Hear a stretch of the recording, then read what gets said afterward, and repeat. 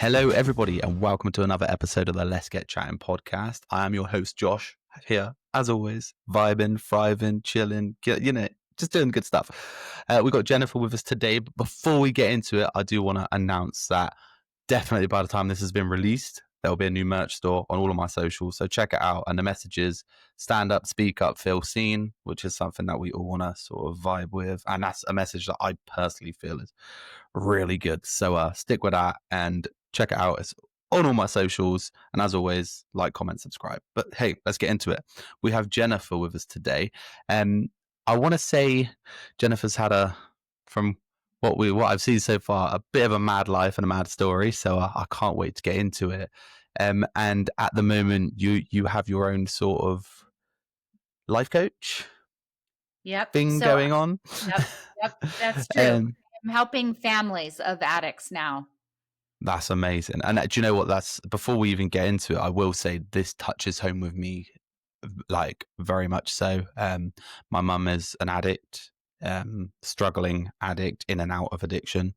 My uncle Jamie, who used to be on this podcast with me, is also a recovered addict. Actually, he's like a year sober. So and I got a lot of friends who are in that process. Luckily for me, I'm not going to say I've never struggled with addiction, because I have, but it's usually been of the positive side, i.e. the gym.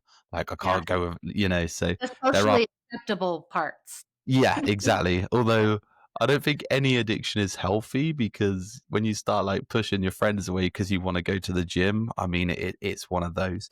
But anyway, before I because I will just talk forever and it's not good as a host. So,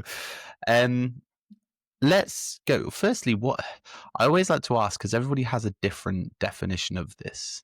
What is your definition of sort of a life coach or a well-being coach, that sort of thing? How would you describe it? I think for me, the most important thing is to meet people where they're at and just help them navigate as though I'm standing next to them rather than pushing them or pulling them, right? Yeah. Just based on my life experience and the things that I've kind of walked through in my life, I am very blessed. I look at that now. Not everybody would say I was blessed, but I'm very blessed to have seen this from a lot of different angles. And so I know what has worked for me. And I am not a therapist, and so I don't get into the nitty gritty of some of that work, but really become more of a guide, or not even a guide, but just like somebody to help you that's been through this before, meet you right where you are and help them navigate this thing. That's awesome. I have a friend, Dave. He's shout out Dave, I know he listens. He's in recovery. He's in recovery at the moment. I won't say recovering addict, because he will kill me, because he doesn't like the label. Which sometimes I agree with. But he was really bad, and he's found that he's very much like yourself. He does like TikTok. He goes live like every day. Hundreds of people watch, and he is just talking from his experience, and people, they love it, and it does help them. So I do think staying away from like the therapist, doctor side of it and just talking to experienced people can really help. Yep. And again, you look at it, it's either a great thing or a bad thing that I have such wide perspective of this thing from so many different seats, if you will, that I think I find that I can be a world of resources, and just the empathy and compassion that I have for people that are walking through this is just immense. Yeah, no, 100%. So what we'll do is I'd like to know effectively your story. So if we go all the way back to where your first sort of where you first sort of heard or seen addiction, and then let's take it from there and go for it. So I come from generations of addiction. Certainly all of my grandparents and my dad was an alcoholic. It was just normalized, right? I come from mostly alcoholism, and so for me, it was quite normal to have a drink I mean, not me personally, but the adults around me to have a drink at noon, but while you're on the lake, and then or every single night when you got home to, let some of the steam off. It was just really normalized for me. And so I didn't really know much difference growing up. Sure. I just Yeah. I got a sense that the system was a little broken, right? When you're raised in addiction, like sometimes for some of us, it didn't feel right. It felt contentious. It felt a little bad, if you will. Yeah. Um, Yeah. but I believe that was sort of everybody's experience because it's all that I knew. And Um, where is it you're from again? Sorry. so I'm well, I was actually born in London, England. Um, Okay. Well. but have spent my whole life in America. My Okay. dad worked for a company, and so we moved a lot. So I've had the blessing of being able to live in a lot of different parts of the country. But the root of my family is from a state, Idaho, and Okay. Yeah. we are in Boise. Yeah, So with regards to like growing up, you grew up in the States, so right. So when all of this was happening, you were in America. Is that I was in America. Yep. okay? Because it's funny because I think the British have a massive drinking culture. If anything, probably worse than America. My fiance, she's American, so Okay. I know a little bit of both. I spend a lot of Yeah. time over there, so I was actually planning on moving over there, but the whole Trump thing has really made that not gonna like be a thing at the minute. You know, I Yeah. was Just sort of 50-50, but um, so I am still waiting on my visa though. But yeah, I think that's funny because I think in Britain, England, it's like the drinking culture is crazy. I would say it's worse than over there, 100%. And it is something you see your parents when you're growing up get home from work, have a drink on the weekends, have a drink. And a lot of people, without even knowing, are functioning alcoholics. Do you believe, not to jump ahead too much, but do you believe that the sort of addiction side of it is like a hereditary thing? Do you believe that that's I do. I believe there's a couple of things that play into it, and the biology of it is, for me, my perspective, absolutely factual. But what also plays into this, because there are people that have the biology that don't actually become addicts. So I think there are other things required that become almost a perfect storm, if you will, in one's sure? life in order to sort of catapult the disease. So if I just speak about myself, so I for sure have the biology, but I also have the trauma. So let me talk a little bit about that. One out of every four little girl and one out of every six little boy who is raised kind of in that dynamic, are sexually abused. And I was sexually abused by my grandfather on my mom's side. Um, so and many of the girls in my family were. And so not only was this dynamic of addiction happening, but then there was this sexual abuse component that was also happening. And again, I mean, one out of every four little girl, right, that is Fucking is hell. raised like this. And I grew up I wasn't in the trailer parks, right? Like I grew up Yeah. in a pre-affluently blessed, like from the outside looking in, people are like, I want that little girl's life. Yeah, Um, yeah. and so it wasn't because we were uneducated or didn't know better. None of those things. But it was happening in my childhood. So I had the biology, I had the trauma, which in my opinion is really a prerequisite a lot of the times for addiction. Now, trauma can look 100%. differently. Trauma can be, I felt like a square peg in a round hole my whole life. Um, and then thirdly, I had the opportunity for substance. So that can be, alcohol, obviously, is a pretty easy one. I became addicted to opiates because when I was 29, they found that I had a brain tumor, and so when they removed it, they caused some damage, some nerve damage, and so Okay, yeah. I was prescribed a copious amount of opiates. And so the three of those sort of events, um, catapulted me very, very deep into addiction. Yeah, I can see that. So, well, understand that. So with regards to like the growing up side of it, we were talking about, you were seeing that, your dad was drinking on in the evenings, on the weekends, and all of that sort of part of it. So I'm assuming that the abuse came from like an alcoholic or addiction side of things as well. Like your grandfather, right? Was this something that happened when he was always intoxicated or under the influence, or Yeah, and I don't per se remember that exactly. I don't think so. Although, alcohol was a daily sort of occurrence in my home, right? So when he was there, and we didn't always live with him. Again, we moved a lot as a family, and so it wasn't like I was with him all the time. Um, and in those events, I don't remember him being like trashed or anything. I think right? probably he was just drinking like he would in a normal day.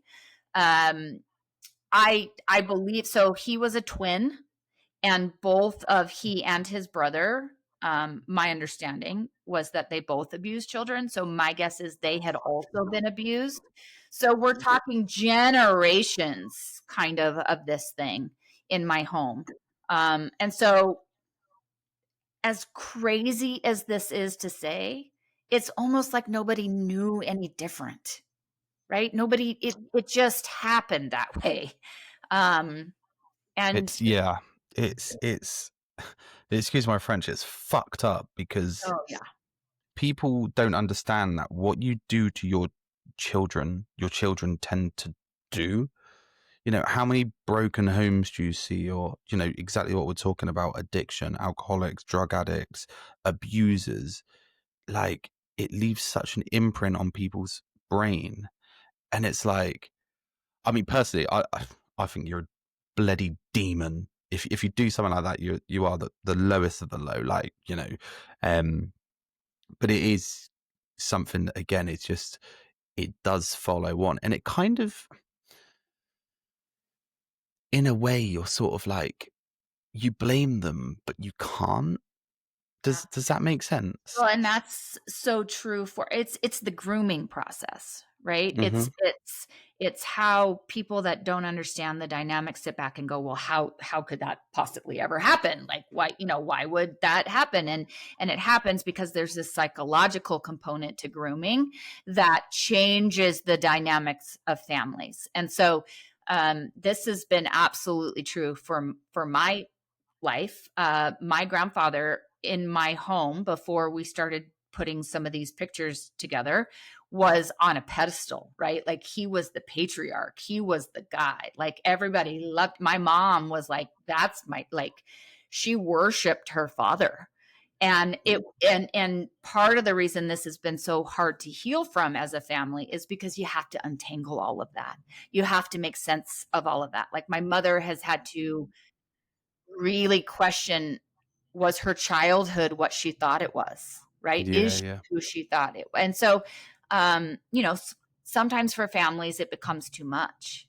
And I think that this is one of the things I have become so passionate about in my life, in changing the stigma of addiction, is that I've met a lot of addicts. I worked in the field working with the addict for 6 years. I do a lot of public speaking and meet with other addicts. I have never not met one addict who didn't have something happen to them. And again, this could be different, right? Everybody's trauma is their trauma. Once something that happened to them, that solution became the solution, like that substance, I'm sorry, substance became the solution to, right? And so when you drive down the street and you see a guy that's homeless who's saying, I'm not going to lie, I need a beer, rather than think about him as a loser or somebody just go to work, it's, can we have some compassion and ask the question, like, how did this happen? How did substance become the solution for him? yeah, yeah, Right? Um, and for me, if we can start changing the story around why people are addicts and kind of the I mean the loser mentality yeah, yeah. The uh, assumptions behind it. assumptions, then I think we can start people can start healing. Sure, sure. So going backwards again, with regards to like growing up, did you realize that your dad was like an addict, sorry, prior to you having any form of addiction, or was it something that you realized once you had got through it yourself? No, I knew. In fact, again, a lot of us that are black sheeps, if we're labeled black sheep in our family, I like to call us the truth tellers, right? Right. Yep. And people around us are not comfortable with what's coming out of our mouths a lot of the times, and so we're kind of labeled the black sheep. Yeah. But there was something inside of my core from the beginning of time, the Okay. earliest memories that I have, that this thing wasn't normal or right. I remember, the times of my dad, and let me just say, my dad was my guy. Like my dad and I were like two peas in a pod, right? Like I love my dad died of this disease in 2015, but he was my guy. And so when I share this with you, I think that that's what was challenging sometimes growing up was I didn't know how to make sense of all of it, right? But I very distinctly remember the drunk driving times or the conflict, or that my dad drank a lot.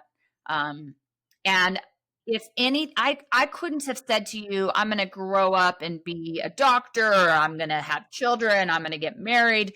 But I could tell you with 100% certainty that I'm not going to be an alcoholic. Right. So Yeah.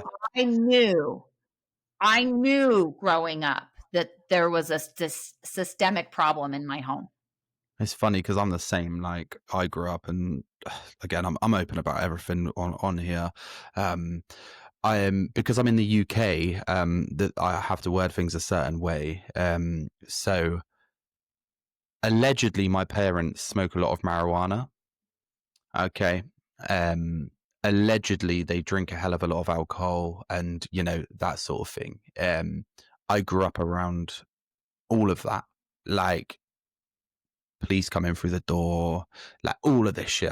I went at one point. I was kidnapped over money. Like, well, say kidnapped. They didn't get me out of the house, but they were trying to. Like, it was crazy. I've been through a lot, and so I think I always grew up, and my honest thing was, I don't want to be anything like my parents. That was all I ever said in life is, and I know they listen, mum and dad, I do love you, but listen. I always said I don't want to be anything like them, and they probably would want that for me as well. But I actually moved in with my grandparents, who were the total opposite, completely normal, nothing crazy. Although my granddad does like a drink at his older age after losing my nan, but I understand that slightly at the minute. Um, and I just find it. I suppose my question from that is, how did it affect your childhood or growing up? What happened in your life where you were like, wow, or whoa? Did anything? Was it like arguments or anything like that? It's hard too because based on some of my experiences, I have shoddy memory of my childhood. Um, Understandably. and my traumatized brain has like created, I think, filled in some of the gaps. And so I oftentimes, even still, I'm in the process of writing a book, and I keep checking in with my mom, like, was that true, or did this brain fill in the pieces of how that all happened? Um, so my father, again, I always wanted, like, the man I loved the most in the whole wide world was a horrible husband. There was a lot of infidelity, a lot of, you know, my mom would report today that he probably didn't talk to her the best and treat her the best sometimes. So there was always sort of this, like, my parents were great partners. So I have an older sister and an older brother, and we were very active. So they were like, you pick this one up at 5, I'll pick this one up at 6:30, we'll have dinner at this time, right? They were great partners when it came to parenting. But I never, never, never remember them being like affectionate towards one another or particularly loving in the marriage. Right. And so, my lot of my childhood was just feeling alone. I spent a tremendous time alone. My sister and my brother really got along with one another, but again, I kind of always felt like the odd man out. Um, and so I learned very early that isolation was kind of the safest space for me, right? I could be the safest. I could be as loud, as emotional, as obnoxious as I wanted to be. It was always a lot, right? I was always told I was a lot by myself. And it's interesting to me because I didn't become addicted to substance until I was 29. Again, I was gonna do this differently, right? It was the only thing that mattered to me.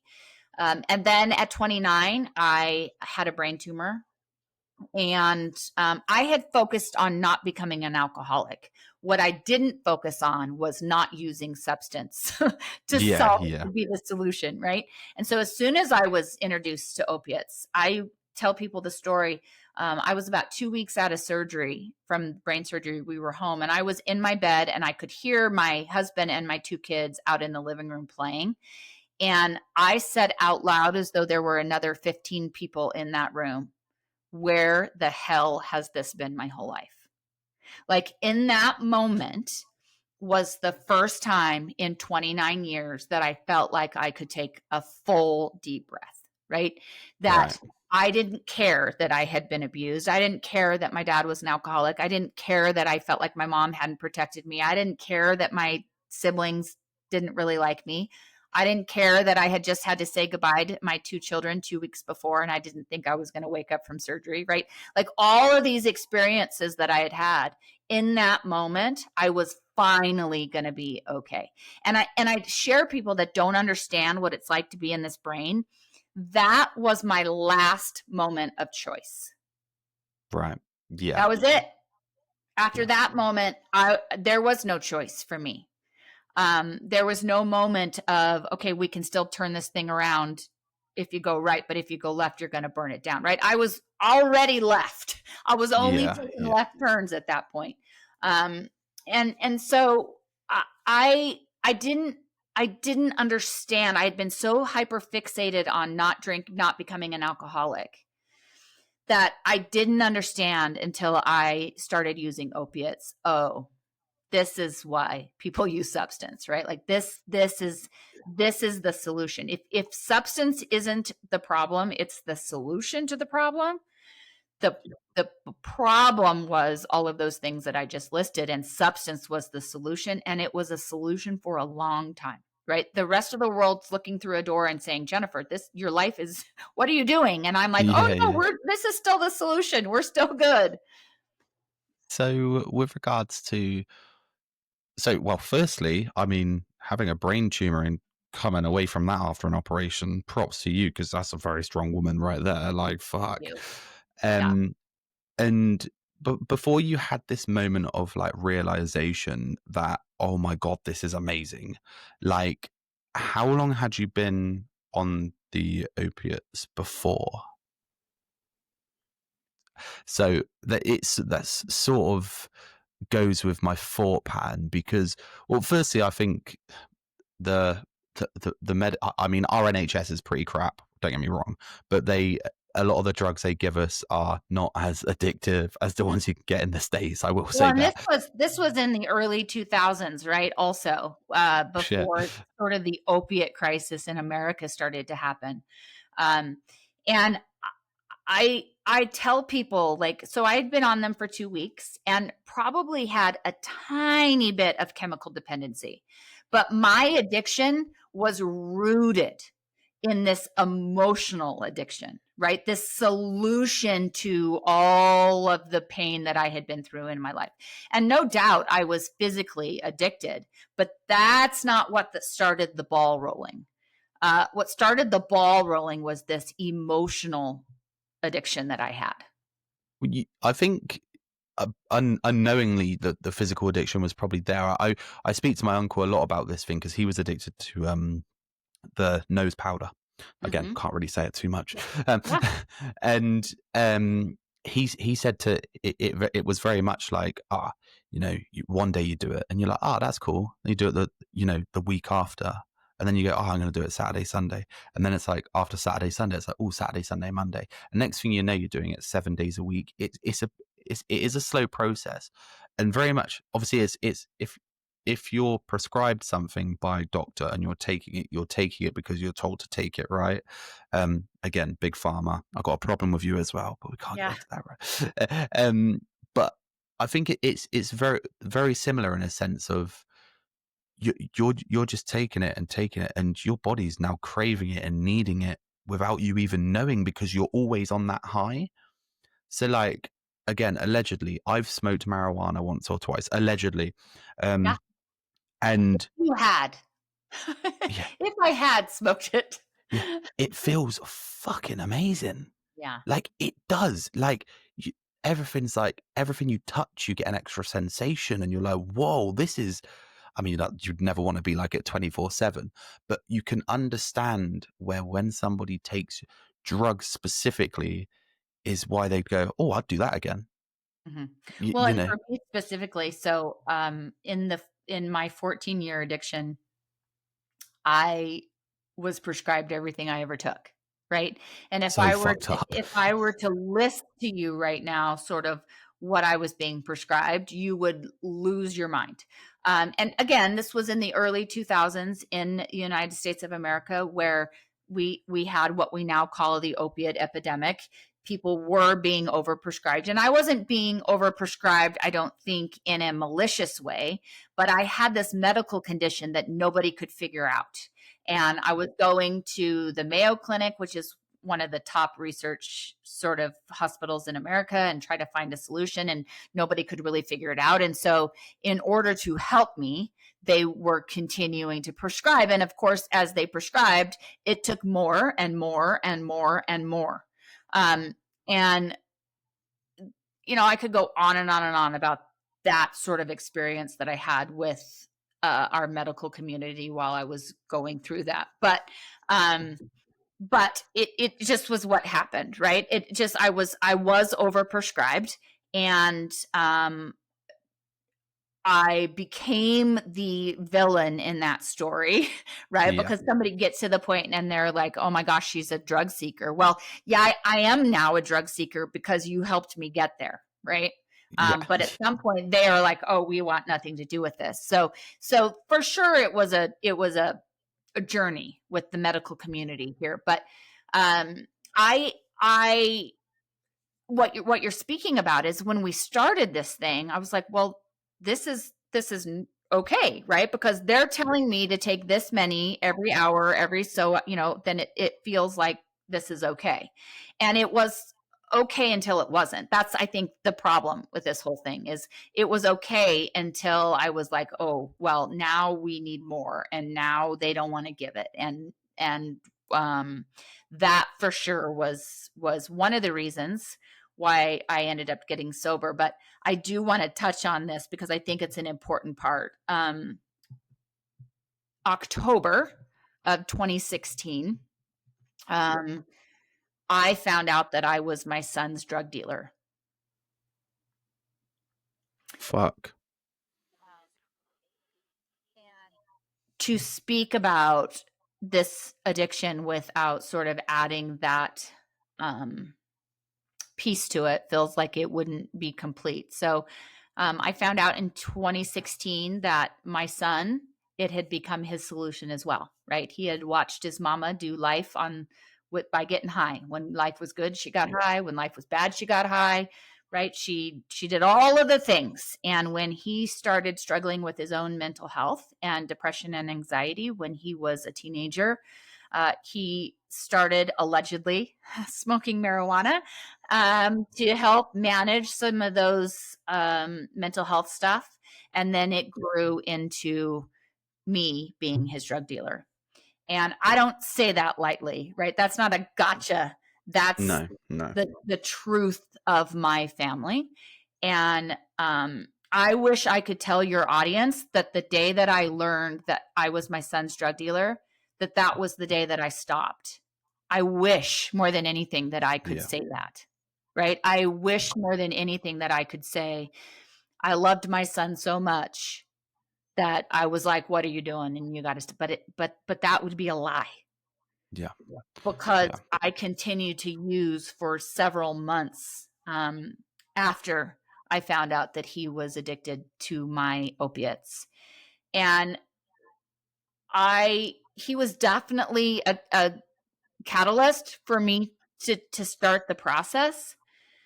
But if I look at the darkest days of my life, and I've shared with you some pretty dark Yeah. things, Yeah. if I look at the darkest days of my life, it is when I realized that all I wanted to do was to not be my parents, right? All I wanted to do was to be a mom that gave their kids a different life than I had been given. And I did the opposite of that. Well, firstly, f- it takes a lot of courage to say what you've just said. So without sounding patronizing as fuck, like, well done.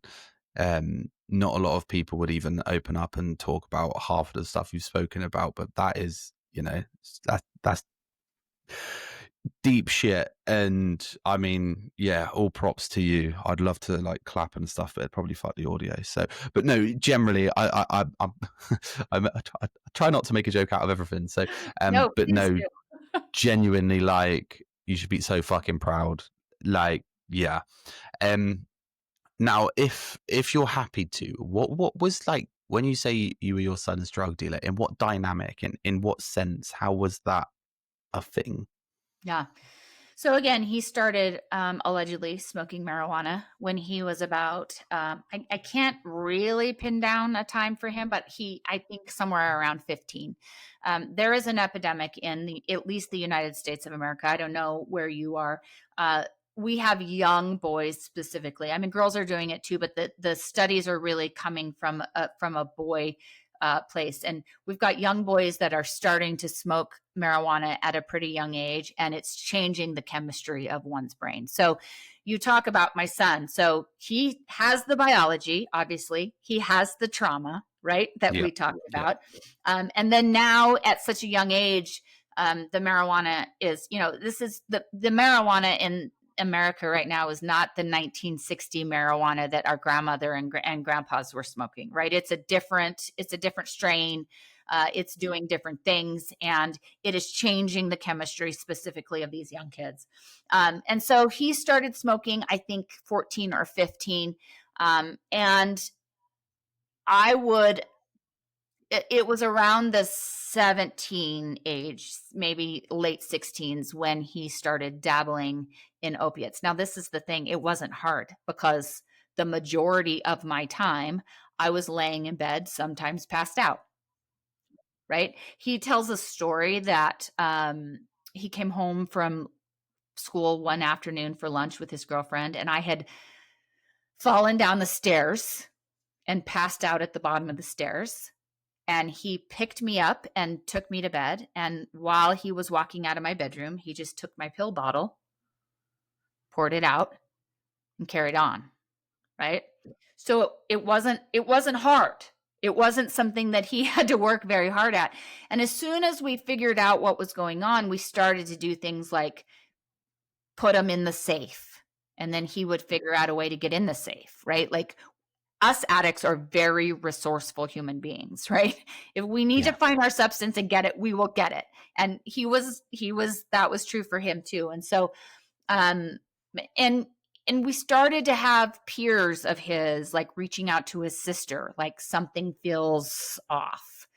Um, and so it just kind of like substance does, right? None of us start using substance to become an addict. None of us start drinking alcohol to become an alcoholic. Like, there's not one human being on this planet that does that, and it wasn't his either. He was seeking solution to mental health and to trauma that he was experiencing because I was his mama, um, and it just continued to snowball to the point that it became a very serious problem. Yeah, it I mean, I can speak in a sense of like what you're talking about. So when I used to go, I got home so many times where my mum's been drunk enough where she's freaking slit her wrists and crazy shit, and I've had to call the ambulance, blood's everywhere, or she's just passed out going pretty fucking nuts. So I can understand exactly what your son went through. And listen, it is shit. Like, I'm not going to lie to you, it is shit, and I'm sure you're fully aware of that.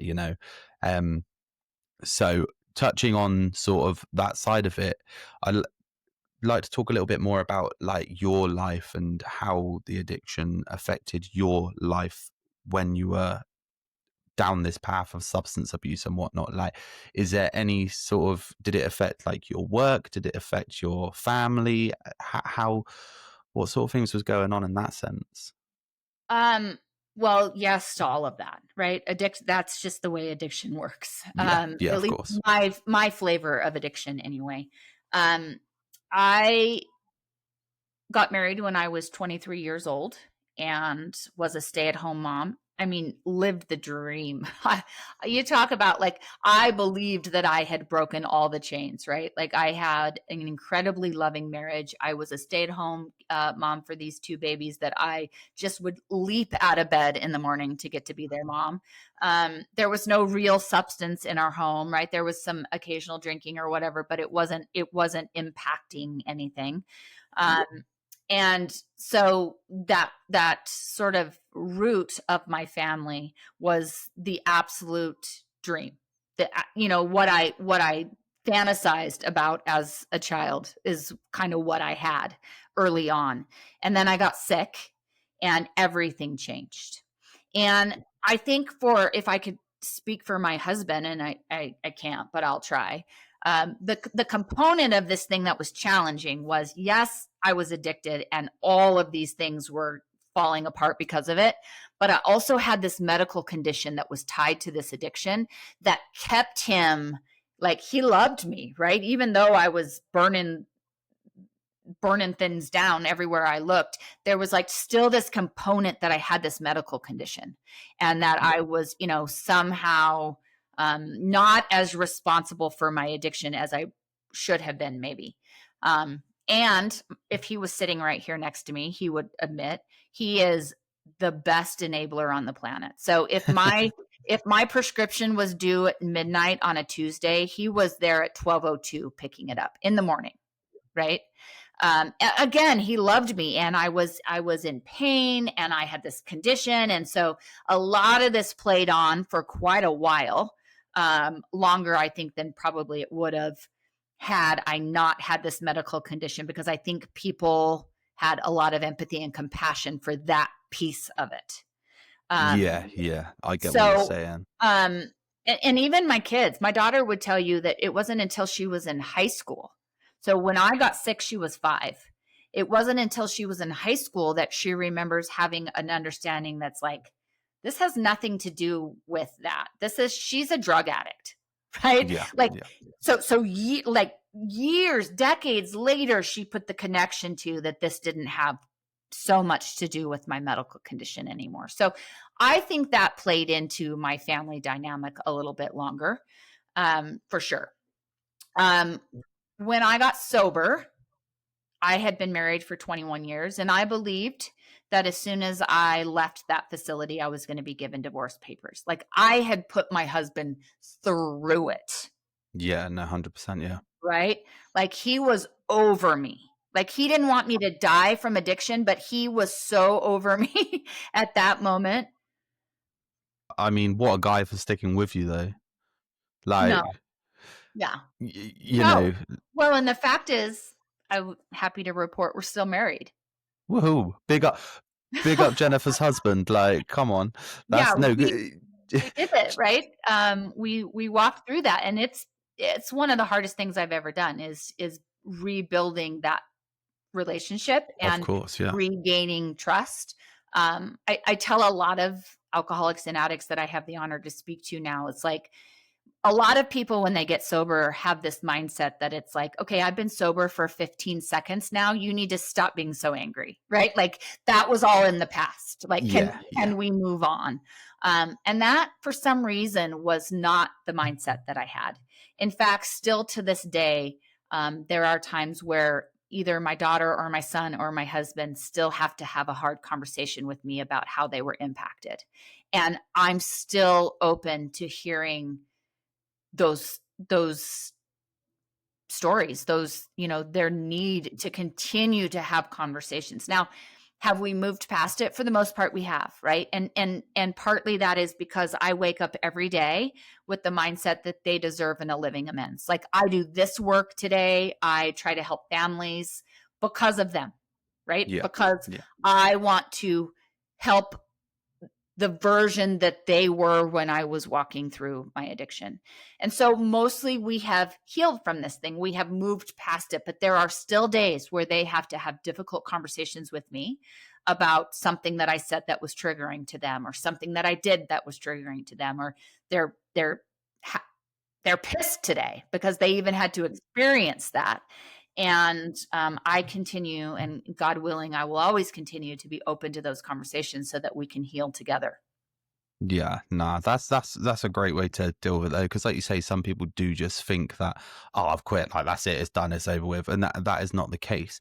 I mean, I've got a friend myself actually whose partner, she's an alcoholic, and unfortunately, somebody who has tried to become sober so many times and has failed is very hard to trust.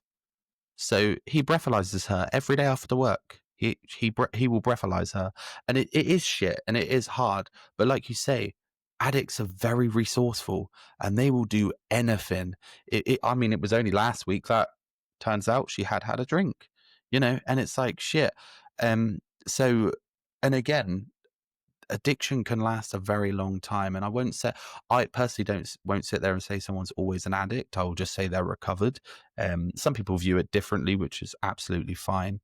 um which actually takes me to my next question: is what steps did you take to recover, to become sober? Was it facility based? Was it meetings? How did that happen? So I initially, my son graduated from high school on a Saturday, and I checked myself into a facility the very next day.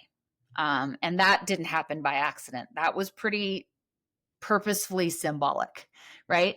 So when I went into that facility, it was, how am I going to use like a gentle lady? Because I had no intention of like giving up substance altogether. Like, that wasn't the plan, right? I just Mhm. wanted to lower my tolerance, get so many drugs out of the house so that it wouldn't be there. It wouldn't be a trigger for him. Use more normally, if you will, right? And so I went into the idea that I'm going to like save my son. After months, I finally got there, right? I'm going to go save my son. And after spending 28 days in that facility, I realized that the only way to save my son was to save myself. And what happened in that facility was I started to understand that for me, the opposite of my addiction is, in fact, connection.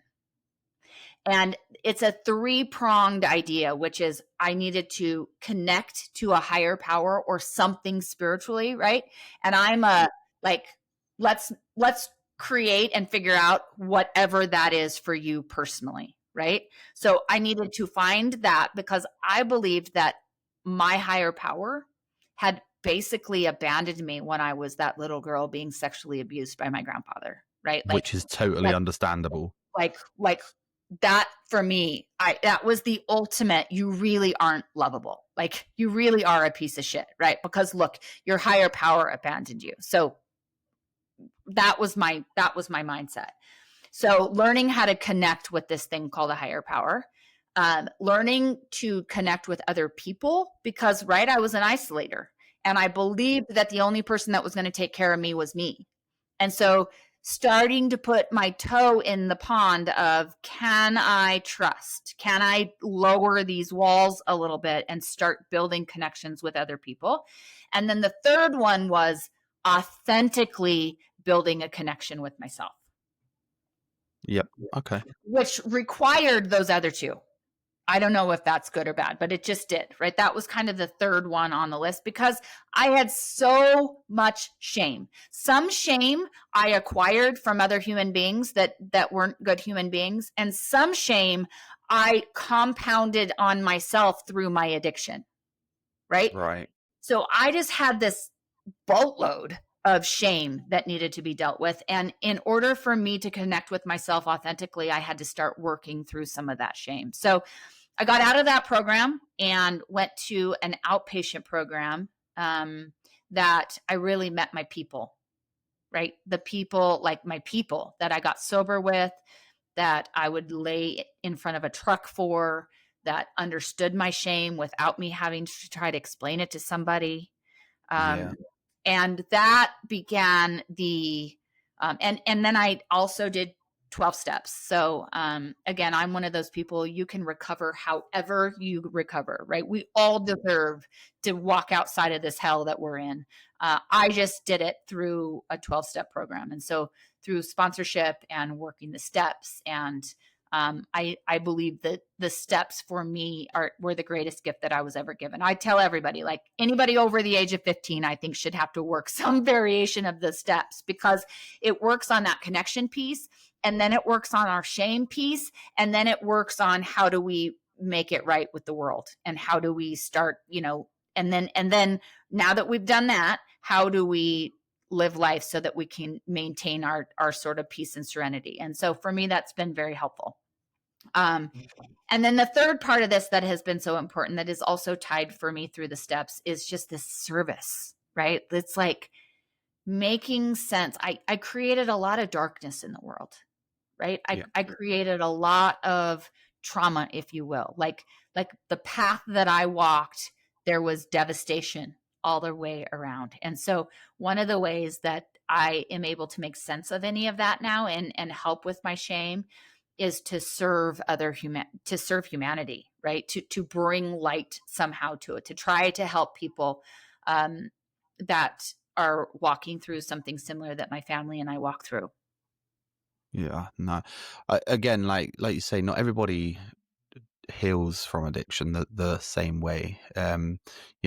There's AA, which some people thrive on, some people hate. I mean, unfortunately, AA does have quite a low percentage of recovery. I think obviously the first thing is you've got to be willing. You've got to be willing, to get through it, pass your addiction, Well, I think ready to quit. the other thing about AA, if I can say that, is it's that sometimes it's a multitude of things, right? It's not just AA, it's service, and although service is a part of it, but like it's can be outpatient, or it can be, right? Like there's meditation, or it can be a multitude of things that comes together. And so sometimes the just looking at it as from an AA perspective can be challenging for people. But I also want to say there's like, if there are, look, I've heard a lot of people call 12 steps like a cult. Like I validate that some people feel that way, and that's okay too. Like let's just figure out what can help you heal and start there.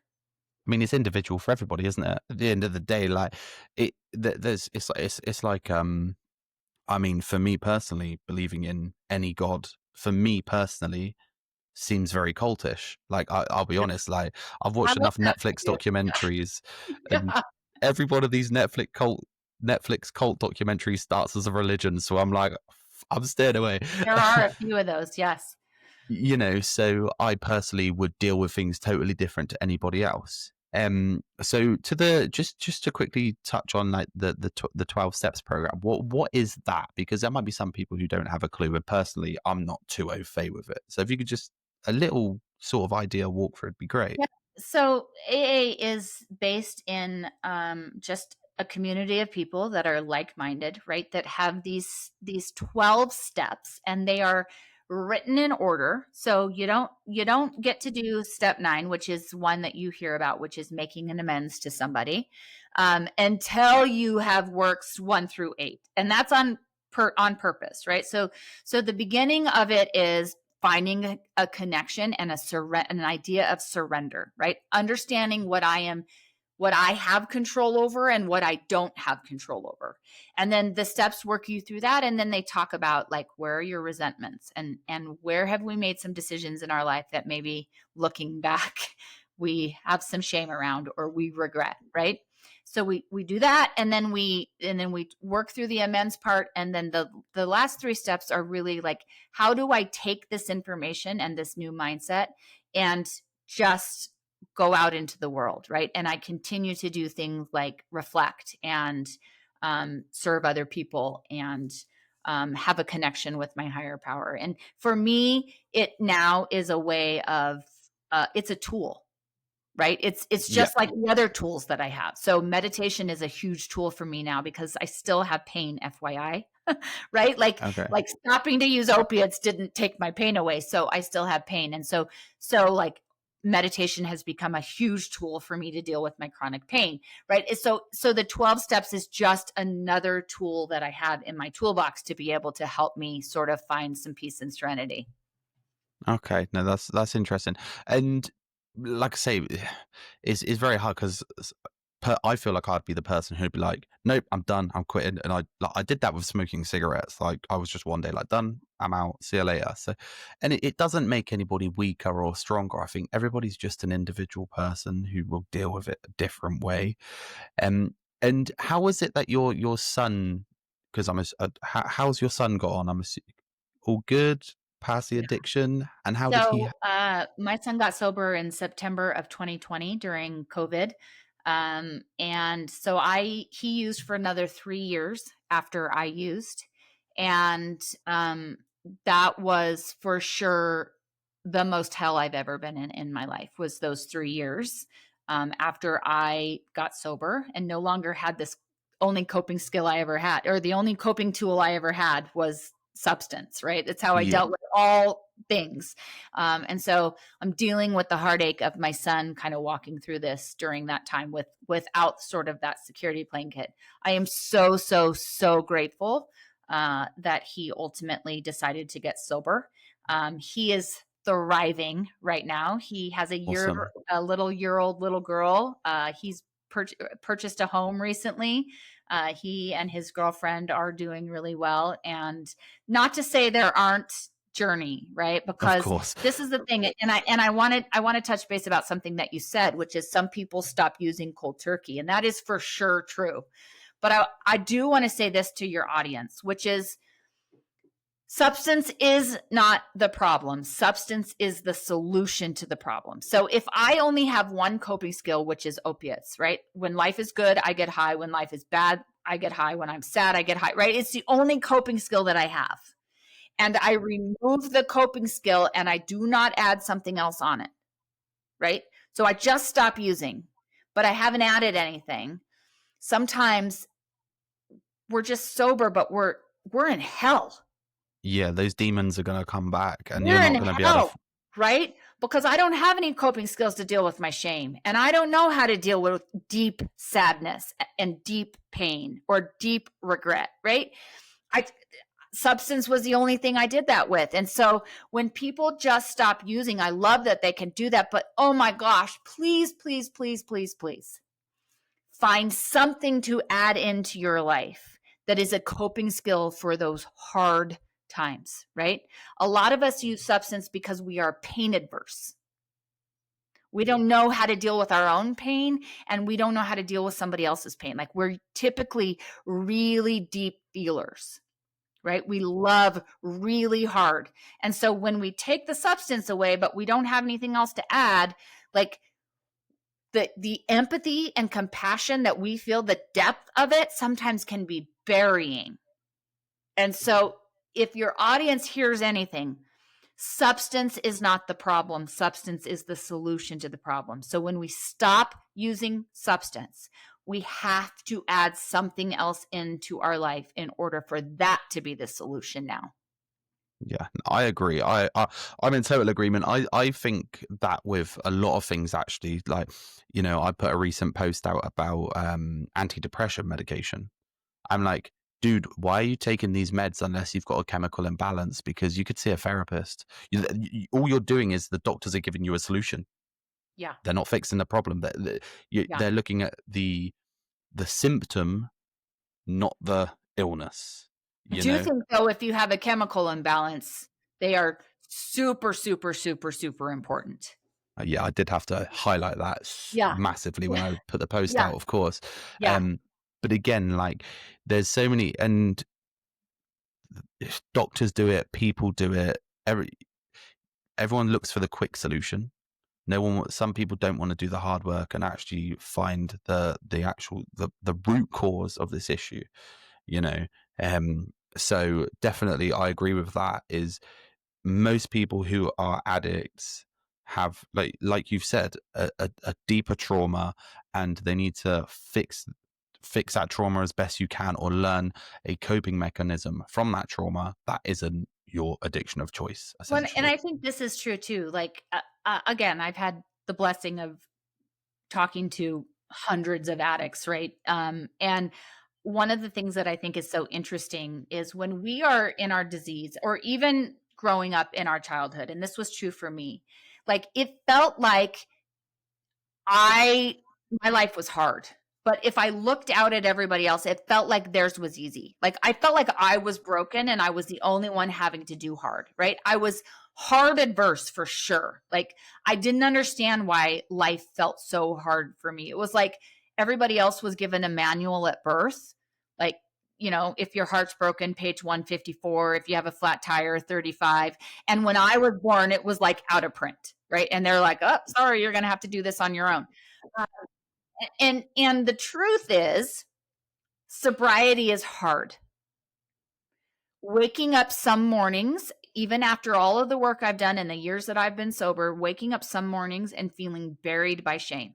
And what am I going to do with it? Right? Like dealing with disappointments, dealing with watching my son go through his life, and all the fears that are attached to that. It's really hard to be sober and to be in recovery. But you know what is also hard? Being a drug dealer, or sorry, a drug user. Really hard, super hard. Like the darkness and the shame and all the things, like it's miserable. Nobody will tell you when I was using it was the time of my life. Like nobody, at least at the end stages of their addiction. And so today, every single day, I get to wake up and choose my heart, because we're not getting out of this thing without it being hard. No, yeah, no. But many addicts believe that they're the only ones doing hard. And if your listeners are out there today and they have thought that about their life, I want you to know it's hard for all of us. It's not because you're broken. It's not because you're not good enough. It's not any of those reasons. Life is hard. And we just have to choose which direction of hard we're gonna go in today. Son. And again, like I do want to talk about rise addiction and how what you're doing for the people and helping people. And I just sort of want to say again to listeners, I know I've said it before, but there are a lot of coping mechanisms some people use. They just want to make, some people see it as it's making you need to make your mind stronger so you can deal with this, which is absolutely fine. I mean, my advice to people is what I've seen has helped a lot of people is journaling, working out, grounding, Meditation. nature, Yes. walking, all of these good You things are that are speaking free. my language. It's completely free to do. It Yep. doesn't cost a thing other than time, but that would have only been time you would have been, strung out or whatnot anyway. So look into these things. And from this point, I'll let Jennifer talk a little bit about what you can do to help with your struggles. And also tell us a little bit about Rise Addiction and what you do and what it is.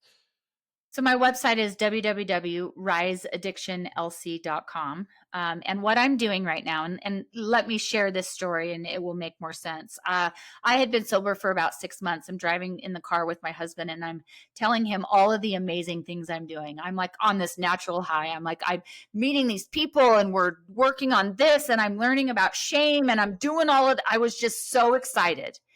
And he looked at me as the broken man that he was in the moment. And he said, "I'm so happy that you're experiencing all of this and finding the people. I'm not sure what I'm supposed to do.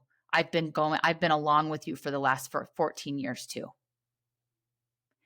And I was like, oh, right. I just felt this, not only sadness, but this just almost responsibility to become this light for families, or at least help in the healing, right? Because the truth is, as a family member, we make a decision every day whether we contribute to the problem or we contribute to the solution. And walking this path with your addict, a lot of the times, is counterintuitive.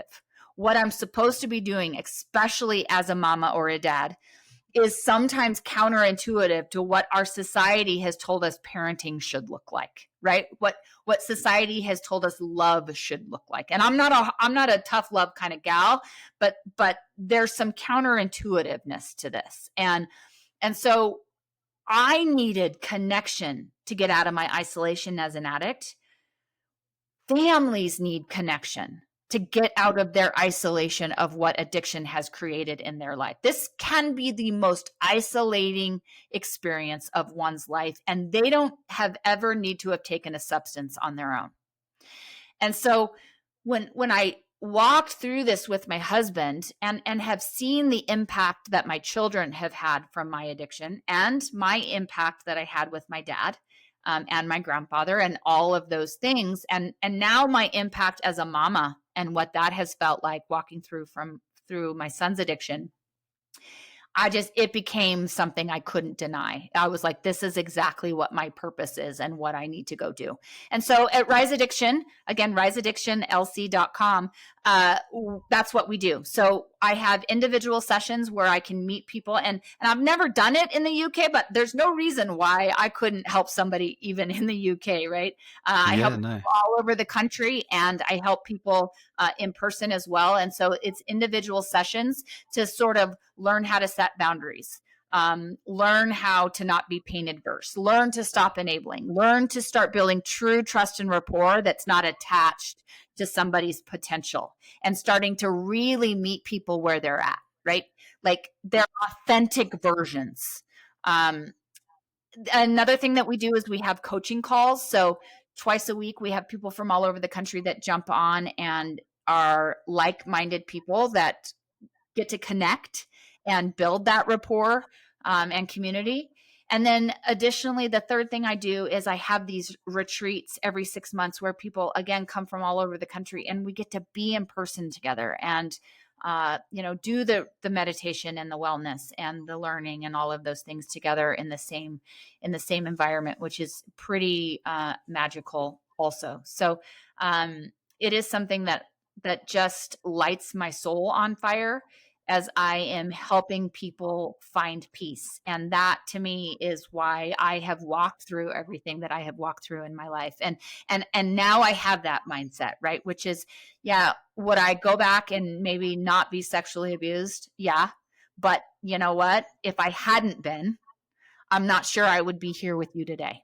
And I'm not sure that I would be able to connect with those folks that have had similar experiences, right? Same with my dad's alcoholism, same with my own addiction. And so now, instead of looking at those events as the worst events of my life, I look at them, and this is the God honest truth, I look at them as a blessing.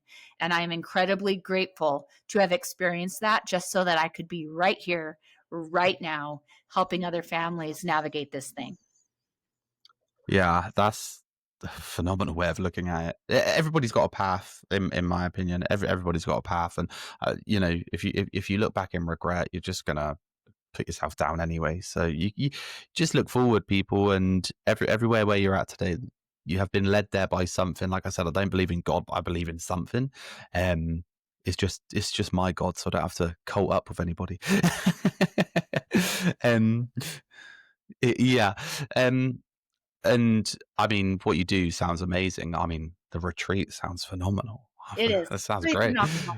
Pretty phenomenal. And so, with regards to like what you're doing at the moment and things like that, what would some pointers be to give to people who are, recovery and things like that? Is there any sort of specific daily routines that you would suggest, anything like that? I know it's not one shoe fits all, I understand that, but like I said, like things like, I don't know, meditation, grounding, journaling, all that sort of thing, what would be things that you would suggest? So first I want to say, if we're not growing, we're dying. Like literally, right? Like think about a flower.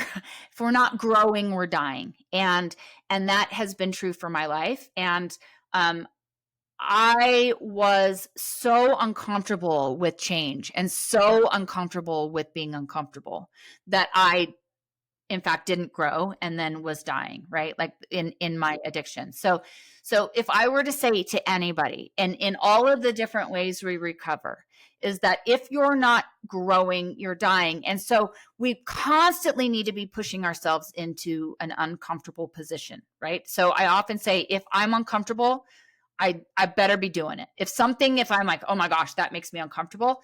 I ran a half marathon a couple of years ago. Why? Because I knew it was going to make me so uncomfortable. And in fact, it did, right? But that was the whole mindset of, it's like, I need to do this because I need to push myself out of my comfort zone. And so still today, that is my mindset. And again, that doesn't, I don't care how you're recovering, that can be true, right? That can be true as human beings, somebody that doesn't even have a substance problem.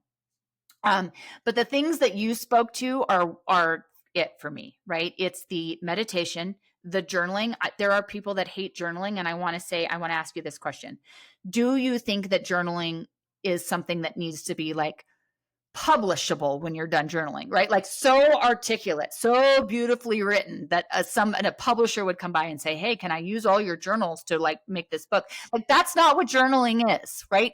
Journaling is messy. Journaling is misspelled words, not articulate sometimes. Sometimes it's scribbling. Sometimes, right? It's literally taking something out of the subconscious into the conscious by writing it down.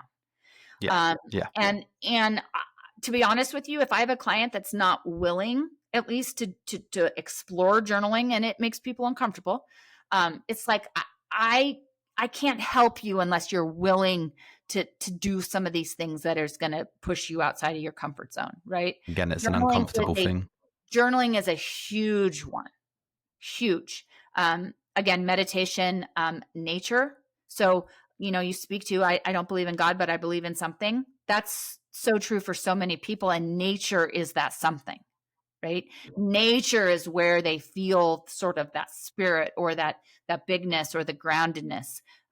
So that is a big one. I think connection is a big one. So who are we connecting to? I wouldn't suggest that your desire to connect with people that you have felt like you're a square peg in a round hole for your whole life, like that might not be the people, right? When you're getting sober, you need to find like-minded people. Oftentimes, if it's substance you're recovering from, then find somebody that's also struggling with that and connect with those people, a new group of people that are not necessarily your family of origin or the people that you feel square in the round hole with. Yeah, no, I agree, and especially with like the connecting with people, I think is because there's so many people who go into recovery and they're so scared to meet people who that they isolate themselves because they're like, oh, I can't be around this guy because he does this, or I can't be around this guy because he goes to the pub and these sorts of things. So I think definitely.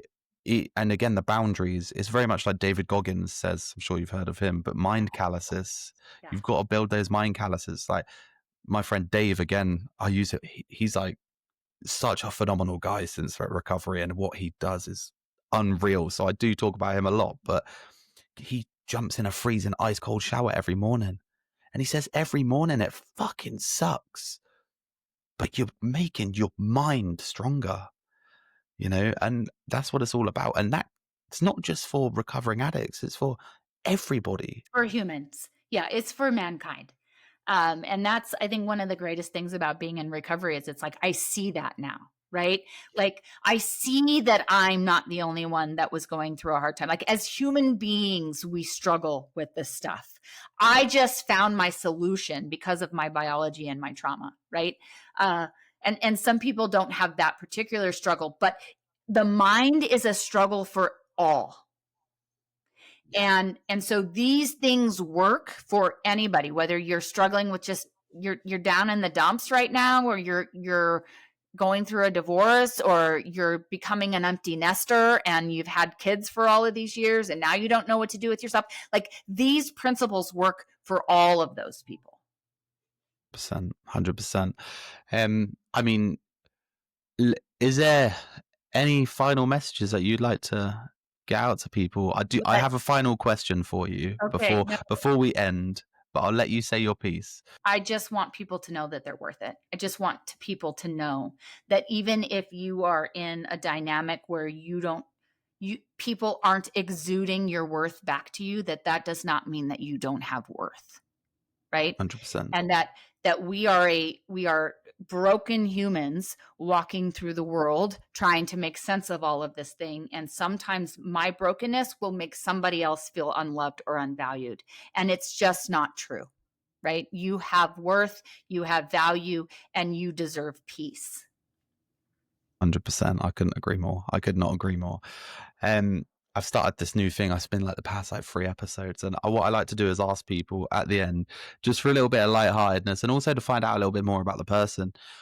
What would your perfect day be like from start to finish? You don't have to be like super explanatory, just like a few pointers. I'm going to say I'm saving mine for a special occasion, maybe episode 50, everybody. So, but yeah, what would your perfect day be like? How are you waking up? What are you doing? How are you starting? How are you ending? I love Yeah. this.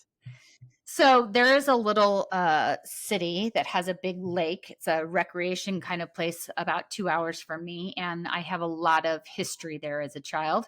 Um, Again, that's the some dichotomy of my childhood is there was some good and not so good, right? And sometimes 100%.